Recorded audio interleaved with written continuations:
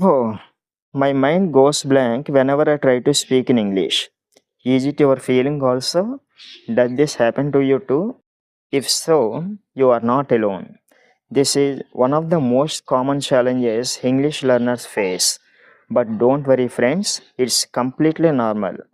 Whenever you try to speak in English, you might feel stuck, scared, nervous, or even anxious.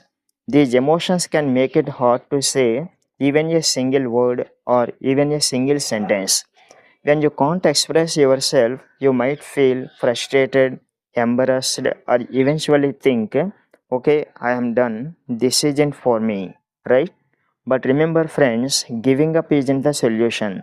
If you stop trying, the problem will only come back stronger. Okay, well, but how to try to solve this problem? I am English Friend 360 and in this video today I am going to discuss it. As I have already said earlier, whenever we try to speak in English, our mind goes blank. Actually, there are two main reasons for this problem. So, reason number one, the gap between your native language and English. Yes, there is a huge gap between your native language and English. For example, just think about this. When someone asks you something in your native language, do you struggle to reply or do you struggle to respond? Probably not. You reply easily, right? If you can speak in your native language effortlessly, why not in English? The reason lies in exposure. We have been speaking our native language for years, like listening, speaking, understanding, and practicing it daily. But with English, it's completely a different story. Many of us only studied it in school and college as a subject. We didn't have people around us speaking English, so we lacked real life exposure. As a result, English doesn't feel natural or ingrained our subconscious minds. Got it? And now, reason number two, the mindset. The second big reason is hesitation. Trying something new like speaking English can feel uncomfortable. It pushes you out of your comfort zone, and that's not easy. Think about the first time you did anything new, like starting school, moving to a new place, or meeting some new people. You probably felt lost or confused, right? But over time, you adapted. The same applies to English also.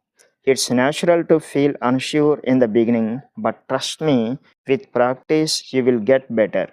Then, how to overcome these challenges? The solution is simple: exposure and practice. Here, I am giving you four practical tips to get this exposure and practice. Okay? Tip number one, create an English speaking environment. Surround yourself with English as much as possible. Listen to podcasts, watch movies, and read books and try to think in English. I have already made two videos on how to listen to podcasts, watch movies, and how to think in English. If possible, try to watch those videos. I am giving the links in the description of this video. The more you expose yourself to the language, the more natural it will feel. Okay? And Tip number two, tip number two, start speaking even if it is just to yourself. Speaking is the hardest part of many learners, but it's also the most important. If you are not ready to talk to others, start by talking to yourself. Record yourself speaking about a topic that you like. Listen to that reading, analyze your progress, and keep improving. This will definitely help you. And tip number three, focus on survival English first. You see, my friends, you don't need perfect grammar or vocabulary to start speaking. Just focus on simple English, everyday phrases, and build from there. Remember, even native speakers make mistakes. Yeah, really. Sometimes even native speakers also make mistakes. Okay, and tip number four, remind yourself why you started. Sometimes you may feel like giving up, but whenever you feel like that, just think about your goals. Why did you start learning English? Maybe it's for a better job, to travel, or to connect with people, right?